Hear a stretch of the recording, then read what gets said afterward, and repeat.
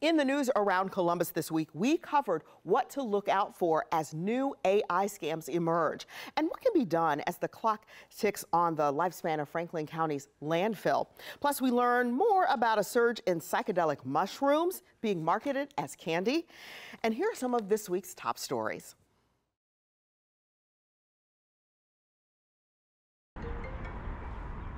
Hi, this is Colin. Hi, this is Colin Dorsey calling from Well, ATV. it says it's me, and it kind of sounds like me, but it isn't. It's an artificial intelligence pretending to be me, and scammers are using that technology to try and trick you and take your money. They're called deep fakes. They use someone's likeness, their face, a picture, or a few seconds of sound to create a digital version of you without you knowing. Only a few seconds of video, images, or your voice clip is absolutely enough for a criminal to replicate your behavior in terms of deepfake. Rishabh Das studies AI and its uses for Ohio University in Athens. When it comes to just getting that sample, where do they get them from? Social media is a goldmine for all of these artifacts. We love to post, we love to share our life experiences with our friends. And unfortunately, criminals use that to learn more about ourselves. Hey Mom, what's up? One day you might get a call from your mom, your son, or your grandma in a panicked voice saying they need help. But it's not them. You guessed it, it's another AI voice. It's a well-crafted scam to fool you. What is old is new again. And these used to be called the grandma call or the help call. Leanne Lanigan with the Better Business Bureau says criminals are trying to play on your emotions with a voice that sounds like someone you know. Hang up, call your person. I promise you, your person's going to pick up and say that they're fine. And you've probably noticed everyone turning into dolls on social media. It's fun, right? But it's not risk-free. Rishabh Das says you're putting a lot of your information out there to create these, and there's the potential for it to be used against you. I like to tell my students that treat your voice like a fingerprint.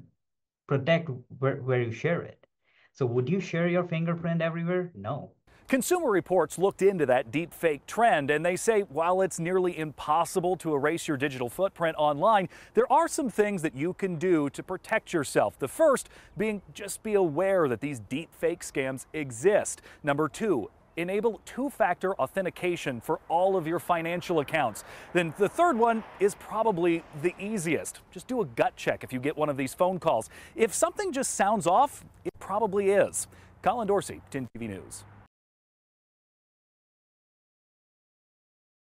X marks the spot. It was a complete surprise. Of an unexpected expense homeowners Tim and Julia Armstrong believe to be unnecessary. Grandview has the budget to spend almost $250 million building all these new administrative buildings, but I'm being dinged for $400 for a sidewalk crack that's been there for 16 years. Under Ohio law, property owners are responsible for sidewalk maintenance, but with insurance deductibles often too high to help, the cost falls directly on homeowners. While cities like Columbus offer repair programs and funding for qualifying residents, Grandview Heights took a different route. Councilwoman Michelle Kozak says community input wasn't possible when an emergency ordinance to charge residents was passed last month. Normally you would have 3 readings for an ordinance, so 3 meetings, and they wanted us to suspend the rules and pass it that night, so it didn't give the public a chance to weigh in. Kozak herself came home today to an Orange X. Because it's a hairline crack. It's been here already maybe 7 years. Impacted homeowners now have 2 options to meet the May 16th deadline. Hire a city-approved contractor with proper permits, or join the city's replacement project, which starts at $404 per panel. Armstrong says the lack of upfront communication about pricing is alarming. A little bit more planning or notification we could have done better. Kozak says the city has the money to pay for the repairs. It just doesn't want to. We do have the money in the budget. We appropriate the money up front. $100,000 was appropriated to pay the contractor up front for the cost of all these panel replacements that amounts to about $76,000. So the money is there, but then the city was hoping to then get that back from the residents.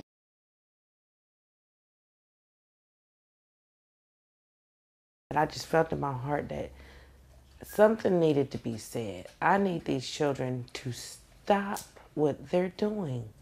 It's not getting us nowhere. Nowhere. It's like 4 families damaged behind this. About a week ago, 14-year-old Lorenzio Galloway Jr. was shot and killed. 3 other teens were charged with his murder. His loss is devastating, but the city of Columbus is experiencing fewer and fewer tragedies like this. There's this intentional work happening. I also want to applaud the efforts that it's data-driven. Mothers of Murdered Columbus Children founder Melissa Thomas St. Clair says she remembers 4 years ago when the city set a record for homicides a second year in a row. She says the hard work in the community and from Columbus police between then and now has paid off. And to see that 4 years later, we have deepened our relationship, it is a true testament to how when you partner with your local law enforcement with an authentic relationship to bridge the gap, to reduce crime, it works. So far this year, there have been 16 homicides in the city of Columbus. There were 24 at this time last year. But compare that to 65 on this date in 2021. What do you attribute that drop in cases to? It's not one thing. I can't put my finger on one thing. It's you reporting these incidents. It's the community members being involved, from Mothers of Murdered Columbus Children to just yesterday I met with a large group about domestic violence. Columbus Police Assistant Chief Greg Bodker says CPD made several changes after the record-setting years, including creating homicide detective teams to investigate the crimes and added more analysts and genealogists to help solve crimes. Those teams working together, they're doing some incredible things that has an impact on solve rate and answers for families. Both Bodker and Thomas St. Clair say youth violence typically ramps up in the summer months and that they need to continue working together to keep not only kids, but everyone safe from deadly violence. A mission Galloway's mother agrees with as she grieves. So anybody that loves my son, I hope and pray that it makes you change your life, your ways. Residents on the south side tell us that they are noticing the difference here on Parsons Avenue, where they say it looks cleaner. Next, the city is taking its efforts to Sullivan Avenue in the Hilltop. Sonny's Barbershop is one of the newest businesses along Sullivan Avenue. I was kind of reluctant about the area, being that it is on the up and rise and changing, but once I came and seen it in the area, I fell in love with it. Owner Latif Barrow is happy to see the city plans to make improvements in his business's new neighborhood. I think it could be just the marketing, letting people know that we're here. Over the next 2 weeks, the city will listen to 311 reports to learn what residents want done here on Sullivan Avenue, similar to the 2-week effort on Parsons Avenue in April. What do you think about the city's 2-week efforts to clean up Parsons Avenue? That came as a surprise. Southside residents Sheila Eubanks and Barbara Thornton are happy to see the area get attention. I think if they see the Parsons Avenue looking better as they're coming into the neighborhood, you get a different feel. You get a different feel from when you see the garbage on the side, you know, you're riding and you see the garbage cans all full and people laying around. The city planted these new trees, painted crosswalks, and cleaned up 541 bags of litter. City crews worked with property owners to bring buildings up to code while police served warrants. Eubanks and Thornton hope the city will continue the work beyond the 2-week effort. Hopefully, what our hopes are is that once we get it cleaned up, that people that own homes, they will clean up their own yards. And then we hope it reaches to the younger people and they say, oh, they taking care of this stuff out here. Maybe it'll cut down on some of the crime. The city hopes investing in these neighborhoods will encourage more business owners to come in and more people who want to live and spend money there. Because there's a lot to offer on Sullivan Avenue, not just this barbershop, the different markets and things like that, and mom and pop restaurant. The city will spend 2 more weeks making improvements along Sullivan Avenue, then go to work on Livingston Avenue and North High Street in the Short North. Reporting in Columbus, Carla Rogner, 10 TV News. Mail-in package thefts have exploded in the last couple of years. Lawmakers recently passed the Force Act, which makes it a 5th-degree felony for that type of theft, hoping it'll make criminals think twice. With the blink of an eye, your package is gone. This type of thing really hampers people. No matter what's inside or how big or small, porch pirates are after your hard-earned belongings. These people don't care. They'll still steal your stuff no matter what it is. Porch pirates have become such a problem, Ohio lawmakers recently passed the Force Act, which stands for Fight Organized Retail Crime and Empower Law Enforcement Act. It went into effect on April 9th. Do you think it's actually going to be a deterrent? Well, I'll tell you, it'll be a deterrent if the courts actually enforce this action. The act will also help businesses and, in turn, you, the consumer. The Ohio Council of Retail Merchants estimates that organized retail theft costs Ohio businesses $2 billion to $3 billion annually. The crime typically involves groups stealing large amounts of merchandise from multiple stores and selling those items for profit. To offset the losses, some retailers have little choice but to raise prices. People still always need to be vigilant with their packages and get them off their porches as soon as possible. Maybe if you know something's coming and you can't get there, have a neighbor pick it up for you. The Force Act also provides resources for law enforcement for real-time information sharing so that law enforcement can be proactive and connect crimes. In Columbus, Lacey Crisp, 10 TV News.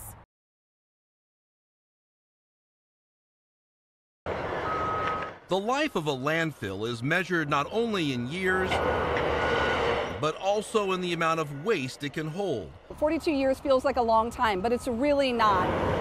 42 years is the predicted lifespan of the Franklin County landfill if population and recycling trends remain the same. If this landfill closes and we have to haul our trash to another community, that's going to get very costly for our residents. There are no plans to build a new landfill should this landfill reach its capacity in 42 years. SWACO says it's determined to reduce as much waste as possible here to extend its life. We really feel encouraged by the way residents respond to our recycling programs, that we're going to be able to divert a lot of this material and extend this life without having to site or look for a new landfill. So do you have a permit to extend it beyond 42 years? We do not. While household waste like plastics and plastic bags make up a large volume of the rivers of trash here, 76% of the material that arrives here has the potential to be diverted. Food waste is also a major contributor to this 200-foot tall debris pile. The average family of 4 in Franklin County is spending $2,000 a year on food that they purchase but never eat. As our population grows, more people means more trash. There are lots of opportunities to divert this stuff through donation or recycling before it winds up here. SWACO sees a light at the end of the trash tunnel. The good news is our population is growing, but the amount of material coming to the landfill has remained flat over the last several years. 400 million pounds of cardboard were sent to this landfill in 2019 instead of being recycled. Now it gets buried. SWACO says if that continues to happen, this landfill may not be here in the next 4 decades. Reporting from Grove City, Kevin Landers, 10 TV News. They look like candy that you would get at the candy store. Look at these candy bars. Mocha, Frappuccino, Fruity Pebbles. If you didn't look closely, you may not realize it's chocolate-covered psychedelic mushrooms. It's not just magic mushrooms anymore. We're seeing the active ingredient psilocybin is being incorporated into other things that appeal to kids, chocolate bars, candies. The BCI lab did not see any of these types of chocolate bars before 2023. In 2023, the lab reported finding 21 pounds of magic mushrooms. In 2024, there were 65 pounds reported. Yeah, I'm especially concerned because we're seeing more and more marketing, not just with psilocybin, but also, the cannabinoid 8, various different kinds of hemp-derived products that we're seeing marketed again in candy form, unregulated. Attorney General Dave Yost says these illegal candy bars can be found on store shelves in gas stations and vape shops, places your child can get them. Very concerning. There's not really any quality control on any of these. You don't know what you're getting, and they can make you really, really sick. Yo says as often as BCI is seeing these illegal, dangerous chocolate bars, chances are your kids have seen them too. So as a parent, what should I be doing? You should know what's in your kid's backpack. You should know where they're going after school. And most of all, you need to sit down and educate them, because the kids in their class are educating them. She's kind of a very picky eater. As a single mom of a 15-month-old daughter, Ryan Brooks says she spends $1,600 a month on childcare. Childcare is very overly expensive. Living on a school bus driver's salary, Brooks says she receives $750 a month in assistance, but could use a lot more. Rent is up in cost, groceries is up in cost, everything is up in cost. So everything's going up, but they're not offering people more pay. So it's like, how are you guys expecting people to, survive paying childcare? The average cost of an infant in childcare is $12,000 a year, according to the Child Care Aware of America report. Running a child care business isn't cheap either, says Michelle Bieber, president of the Ohio Association of Child Care Providers. To carry liability insurance has gone up exponentially. There's a cost. Our food, if you are providing meals inside your facilities, those costs are going up. If you could ever imagine, we, as a child care center, we kind of almost function like a household. Lawmakers are trying to come up with a budget to address the high cost of child care. Ohio Governor Mike DeWine wants to set the eligibility limit to 160% of the federal poverty line. That's just over $51,000. Lawmakers are holding steady at 145%. Here is the problem. So we may go up to 160%, but we're stuck at 145. Even if we went up to 160, we do not have the workforce to be able to handle that. Child care providers say raising income limits could add another issue. Bieber says daycares often have empty classrooms because of the lack of teachers. Low salaries are sometimes to blame, but not always. I have a 401k, 5% employer match. So I have a wide variety of incentives, and we are still struggling to find teachers. As for Ryan Brooks, she says the high cost of childcare means her apartment no longer fits her budget. I was up to renew a lease here. That's not going to happen because, I can't do this and pay child care alone. Kevin Landers, 10 TV News.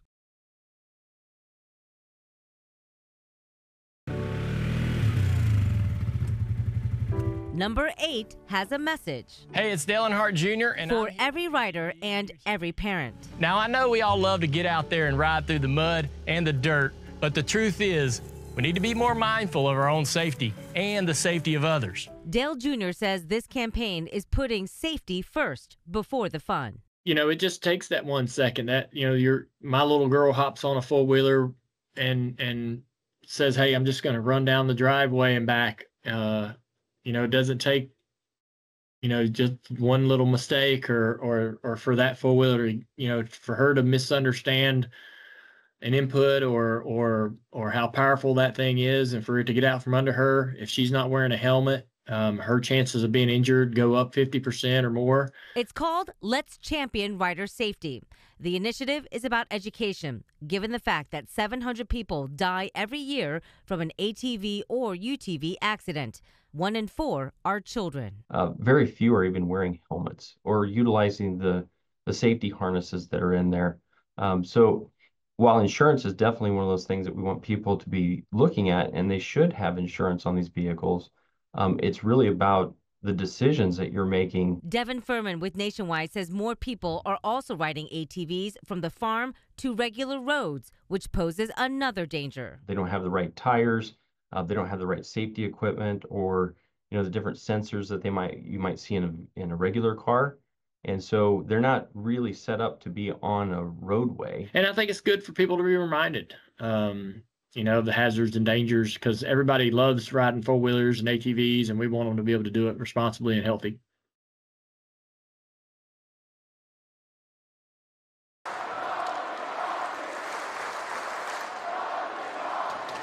From the first flower placed outside Nationwide, it was just like Columbus had just given our family like this one big warm hug. It's always been about Johnny. It's such a hard thing that you're going through, but whenever we went to Columbus, it always made us feel like, we were a part of everything. John, there was so much presence of John there. A family grieving with the fifth line at their side. there's nothing that can prepare you for what we went through. That grief is, you know, just, there's just like no words for it. It was just so hard for us. That's not the way it's supposed to be. You know, your children are supposed to bury their parents, not the other way around. Join us as we say our thanks to the entire Gatro family for sharing Johnny with us. The tributes tell the story, from singing happy birthday to Gatro Jr. or Guy Gatro at CBJ practice, and of course this moment, the family leading the team into the shoe. This past season was about a family and a fan base healing together. I just keep thinking what this, you know, what this means to our family and how much them playing for John, and then keep saying, you know, we're doing this for John. We're, you know, we're doing it for the Gatros. We're, you know, we're keeping them, you know, and again, it goes back to that. Like, it was just like a warm hug. Now the Gatro family in the hockey world have a new way to remember Johnny and Matthew. Even with the 5K, we have people that are even flying in from Columbus for the 5K. That is the Gatro family 5K. It takes place next month with all the money going to build a playground. I think the boys would just love that. I think that they'll be there with us. They'll be listening to the children, like laughing and playing and have fun on the playground. Blue Jackets players will fly in for the 5K. Another chance to remember their teammate and to remind the Gatros that they are forever family. To know that we had so many people that were there for all of us and who loved John, and even Maddie, not that Maddie didn't play out there, but it wasn't just John. They just took in John and Maddie together, and it was really nice. And she's one of my motivators. For him, they're the motivator. Number one motivator. But in reality, you are motivation. I don't know about that, but all my friends are motivating me. The shirt says it all. This is 89. And this. And even this. I feel like we're just showing off here, YP. Okay. 89 years young with a message that everyone can use. At any age, if you have a desire to start moving and live an active lifestyle, you can do that, and he is proof in the pudding right here. And it's all founded on 2 words. Keep moving. Keep moving. That's all important. If you don't move, somebody is going to move you to the cemetery. Surrounded by his motivators, YP impacts everyone else at the gym. He is sunshine. So when he walks through the door, we all smile and happy, and it's great to see him every morning, and he keeps us going. It doesn't matter the day. Keep moving. YP and that message on his bag will be here. He is here every day. There was not even a question of whether or not he would be here today. I knew that he would. But last week at the gym was a special day. They want to celebrate my birthday. A chance to celebrate 89 years. All my friends say I am the motivator. I take it. Because of them, I come every morning and stay with them. And at this gym, it's YP taking the lead and everyone else just trying to keep up. Keep moving. Yeah. Thanks for joining us for Around Columbus, where we share impactful stories from all across Central Ohio to keep you informed. For more news, be sure to download the 10 TV News app.